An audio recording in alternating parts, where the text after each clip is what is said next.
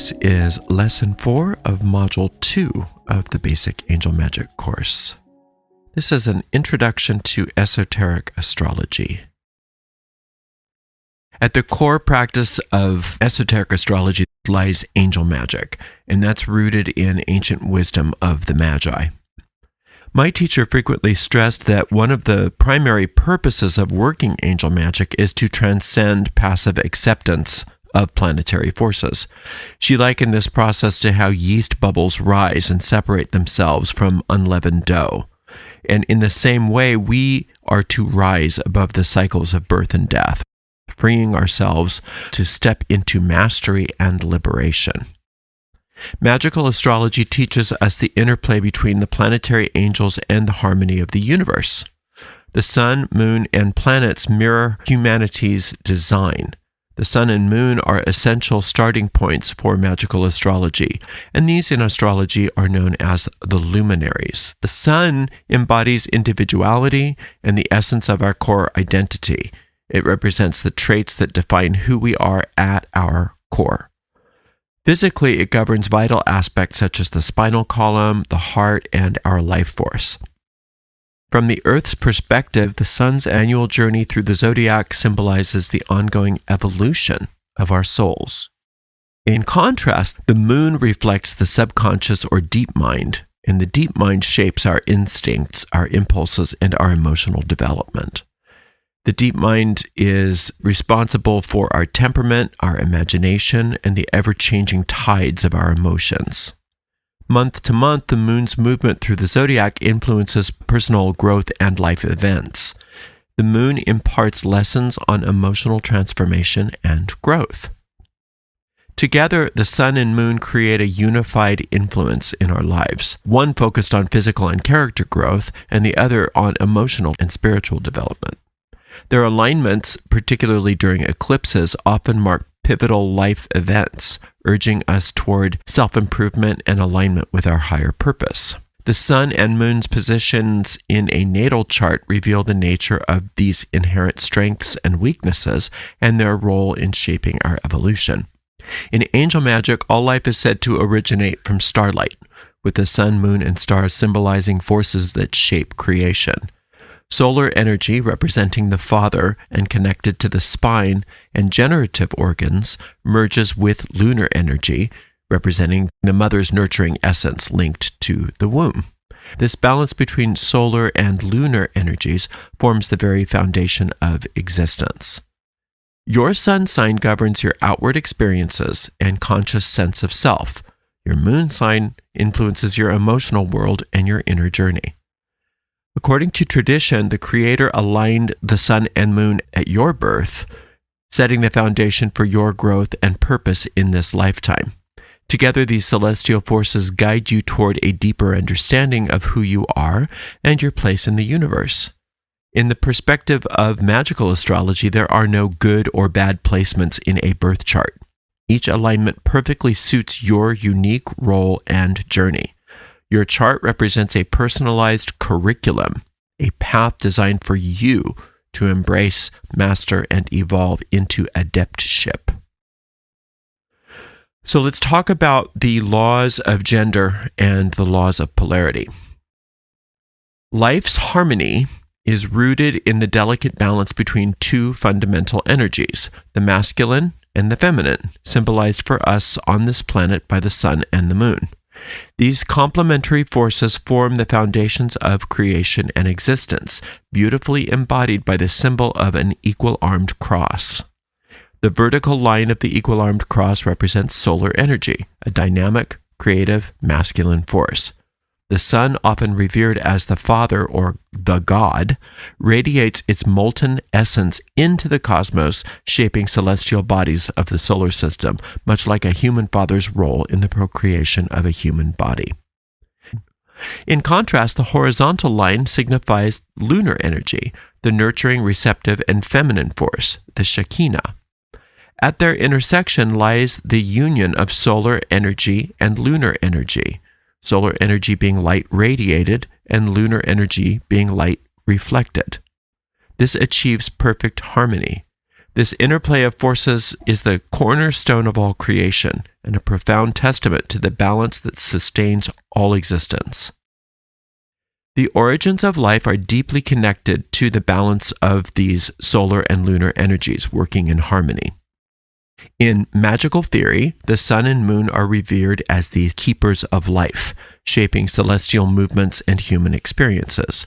This duality, represented by the solar and lunar forces, exists in every individual, regardless of physical gender. Achieving harmony between these energies is vital for life to flourish, while imbalance can lead to stagnation or decline. Understanding your sun and moon signs can uncover meaningful insights about you and your life. These signs serve as a compass, illuminating the lessons that you are here to learn, the challenges that you must overcome, and all the opportunities for personal growth that await you. Balancing solar and lunar energies is essential for navigating your life. Together, these energies guide your evolution, offering you an understanding of events and experiences that define your path. And by embracing this delicate balance, you can cultivate harmony, purpose, and fulfillment in your life. Exploring the dual nature of the self can reveal profound insights into our individualities and personalities.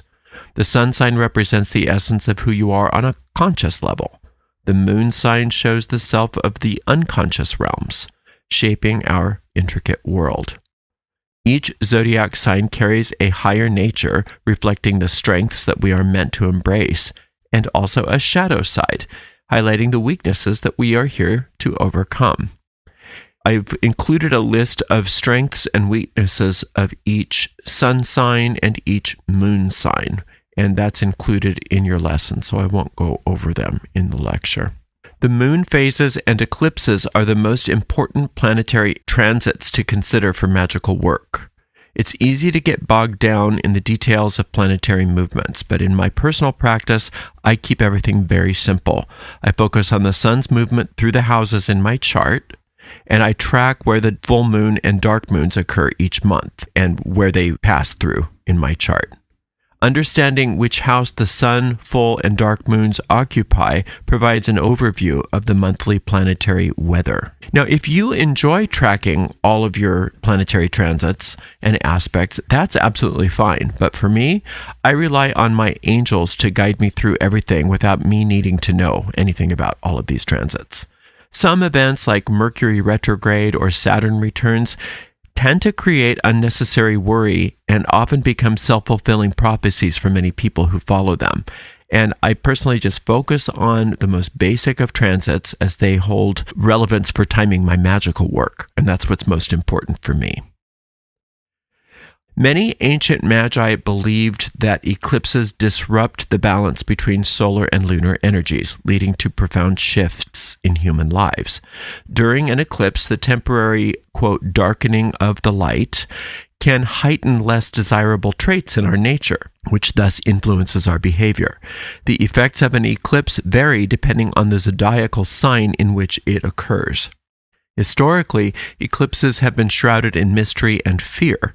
In ancient times, civilizations often interpreted the sudden darkness of an eclipse as a loss of cosmic harmony, sparking the creation of rituals aimed at countering the perceived negativity and restoring balance. These practices were designed to symbolically and spiritually combat the darkening of the sun or moon during an eclipse. As you know from other lessons in this course, in this tradition we tend to go dark, magically speaking, for at least 24 hours after an eclipse.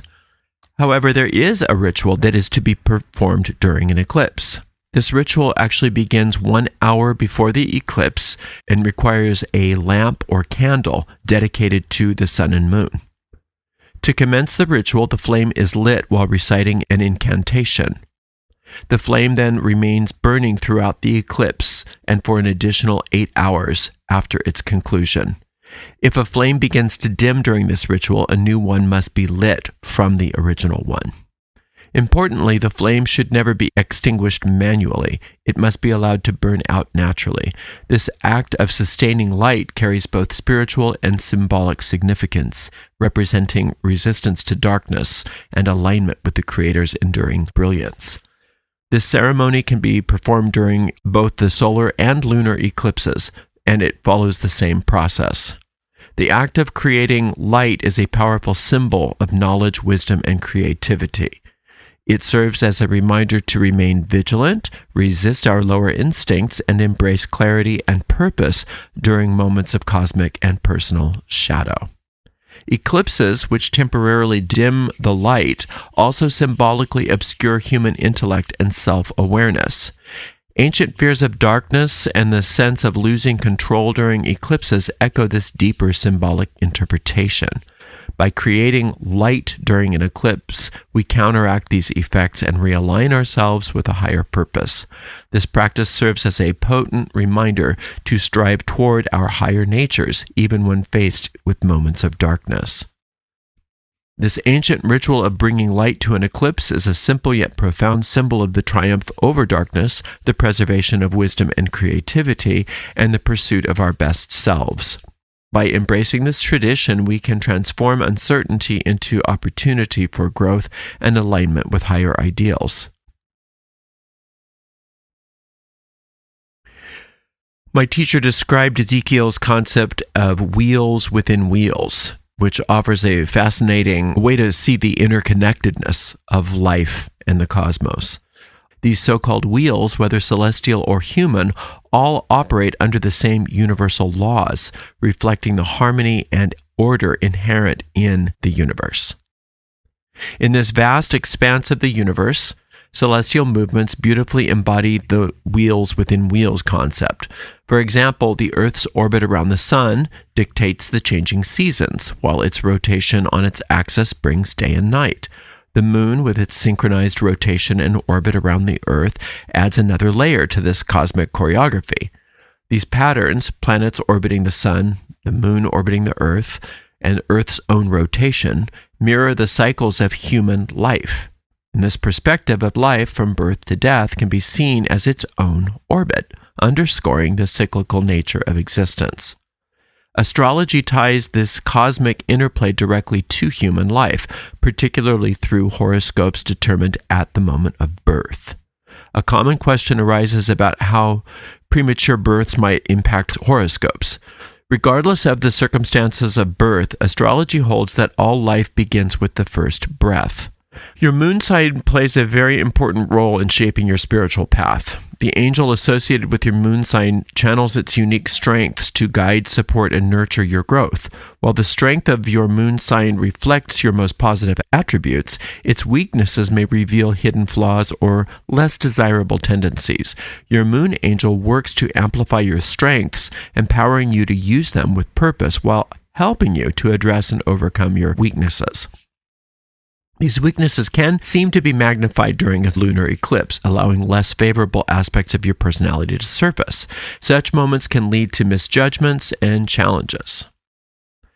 Solar and lunar eclipses often mark times of significant endings or transitions, influenced by the zodiac sign and house in which they occur. While some eclipses can bring notable changes, not all eclipses have very dramatic effects. Lunar eclipses typically have an impact within 1 to 3 months. Solar eclipses tend to influence events over a longer period of time, generally from one solar eclipse to the next. However, much of the fear associated with eclipses is highly exaggerated. Most of us find that not many eclipses result in significant consequences. Even so, the protection provided by higher forces such as our angels can help mitigate any potential challenges. Eclipses often signify endings, but endings are a natural part of life, just as beginnings are. Even something as simple as a tree shedding its leaves represents an ending. Cycles of endings and beginnings reflect the dynamic nature of life, reminding us that every conclusion presents an opportunity for a fresh start. Just as the darkness of an eclipse eventually yields to light, so do we go through periods of transformation that ultimately lead us to new horizons. Each ending, therefore, is a prelude to something beautiful and unforeseen. With experience, you will discover how the moon and sun above mirror the sun and moon within you. Their light and perfect balance symbolize the divine harmony present in all living beings. Unlike artificial creations, natural living things embody this polarized light, a unique quality of divine balance. This sacred duality is represented by the sun and moon within us, symbolized by that equal-armed cross, which serves as a reminder of the unity between the celestial and earthly realms. The moon's orbit around the Earth gives rise to two primary types of eclipses: solar eclipses and lunar eclipses. Solar eclipses occur when the moon moves between the Earth and the sun, temporarily blocking the sun's light from reaching the Earth. Lunar eclipses occur when the moon passes into the Earth's shadow, causing it to darken. There are two kinds of solar eclipses. Annular solar eclipses occur when the moon appears slightly smaller than the sun, leaving a glowing ring of fire visible around its edges. The term annular comes from the Latin word for ring-shaped. Total solar eclipses occur when the moon completely covers the sun, plunging the daytime sky into temporary darkness. These awe-inspiring events are only visible from specific points on the Earth. There are two kinds of lunar eclipses. There are penumbral lunar eclipses, which occur when the moon passes through the outer part of the Earth's shadow, called the penumbra. This results in a subtle dimming of the moon's surface. Often this is so faint that it's challenging to even notice it except under very dark skies. And then there are the partial lunar eclipses.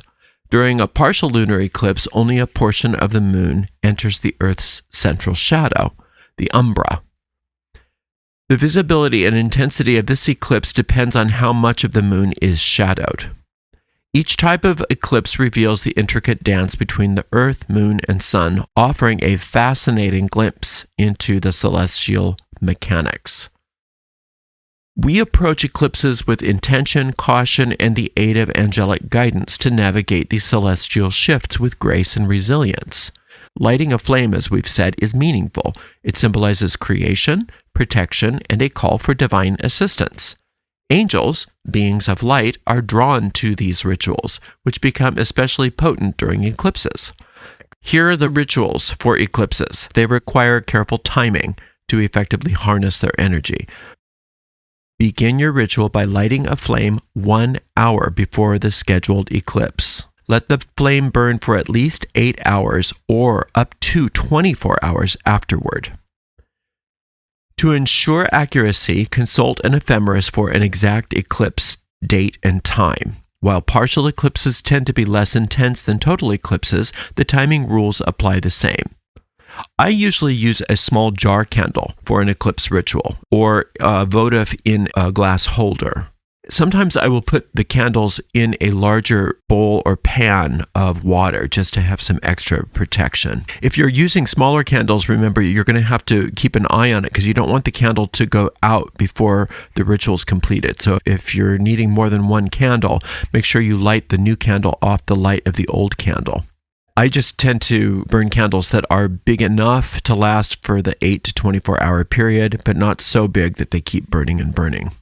1 hour prior to the start of the eclipse, after you've finished lighting your candle, draw on a single small piece of paper the signatures for both your solar and lunar angels. The order of drawing these symbols depends on the type of eclipse. For lunar eclipses, begin with the moon angel. For solar eclipses, start with the sun angel. If both celestial bodies share the same astrology sign, use a single signature. Place the signatures before you at the base of your burning candle and say, "As the light of our universe fades, I kindle a flame that never degrades. Through the sun or the moon, let darkness depart, and may this light ignite my heart." Obviously, for the solar eclipse, you're going to say, "Through the sun, let darkness depart." And for a lunar eclipse, you'll say, "Through the moon, let darkness depart." Keep these signatures in a small bag or wallet so you can carry them on your person for at least 24 hours after the eclipse begins. After this 24-hour period of time, you can just tear the signatures into very small pieces and scatter them outside to the winds. Burning a paper with an angelic signature just to dispose of it is generally not recommended, but you can burn a paper with an angelic signature on it if you're using it to specifically create a sacred water. which we'll talk about next. Now, these sacred waters are meant to be made during your eclipse rituals. To create your solar or lunar sacred waters, wait at least 24 hours after the eclipse starts. You begin by burning that paper with your angel signatures that you carried during the eclipse. Once it has burned completely, mix the ashes into some distilled water, into which you've also mixed a bit of salt. If this was done after a lunar eclipse, you will make lunar water. Expose this jar of salt water and ashes to moonlight for 3 consecutive nights. For solar water, you will expose the salt water and ashes to sunlight for 3 days after a solar eclipse. You don't need to leave the jar outside all day or night. Just ensure that it is exposed to either the moonlight or the sunlight once a day for 3 consecutive days. Unlike other types of moon water that you leave in the moonlight for extended periods of time, angelic energy isn't bound by time or quantity. A brief moment of exposure is all that is needed for this ritual, and put the water away between exposures. After the 3rd day, strain the water through a coffee filter. Once it's strained, discard the filter and the ashes as they no longer serve any purpose. Store the water in a tightly sealed container and use it for blessings or purification until the next eclipse. Any water that remains on the next eclipse, return it to the earth and prepare a fresh batch for the new cycle. You can always keep a bottle of solar water and a bottle of lunar water. Be mindful to prepare enough sacred water to last you through each cycle. Use your ephemeris to determine the time between eclipses to estimate how long the water will need to last you in advance. Remember that solar water will always have to last longer, as solar eclipses occur less frequently than lunar eclipses. To use the sacred waters is very simple. Determine the type of sacred water to use based on whatever your specific need is. Solar water is ideal for situations involving the external world. For example, if you're dealing with a dispute or argument, you could just moisten your finger with some solar water, touch your forehead with it, and ask your solar angel to take the issue from you. Then trust in the angelic solar energies to strengthen you and overcome any weaknesses. These energies have the power to resolve this conflict. Surrender the situation to the Father in this regard, allowing Him to take the lead. If there's any action required on your part, you'll be guided, but until then, just drop the matter completely from your mind. Say you're wanting to bless your business. This is another issue about something external. So you would, again, work with the Sun or the Father energy. Anoint your forehead with the solar water and ask your solar angel for blessings on your business. Again, once you've anointed yourself for success in business, trust that your solar angel has the issue and drop it from your mind completely. Whatever you need to do, you will be guided to do intuitively. Imagine that you're overwhelmed with worry. Unlike external conditions, which are ruled by the solar energy, worry is internal. To address this, you might moisten your finger with lunar water and gently touch your forehead. Trust the angelic lunar forces to bring balance and calm. Release your concerns to the Mother, letting her wisdom and grace handle them. Then free your mind from the matter completely. If you're seeking inspiration, say for a story or a creative project, this is also an internal lunar situation. Anoint yourself with the lunar water while giving the situation to your lunar angel. Once you've done this, just let it go. You will find inspiration striking when you least expect it. If you're not sure which water to use, you can just anoint yourself first with the solar water and then follow with the lunar water. Alternatively, you can make a composite water by mixing equal parts solar and lunar water into another separate bottle. This sacred water, symbolizing harmony, can be used for any purpose. Just remember to dispose of it before the next solar or lunar eclipse. There's no conflict among angels. They all work together harmoniously. Our teachings include the idea of compatible and incompatible angelic days and hours. These are tied to planetary energies. This gives structure and order to our magical practice and honors the ancient astrological principles. However, in reality, all the teaching angels are above the duality of compatible or incompatible, and they can work together in any combination when needed. Your personal solar and lunar angels thus can always join in any of your ceremonies, regardless of any other angels you're working with.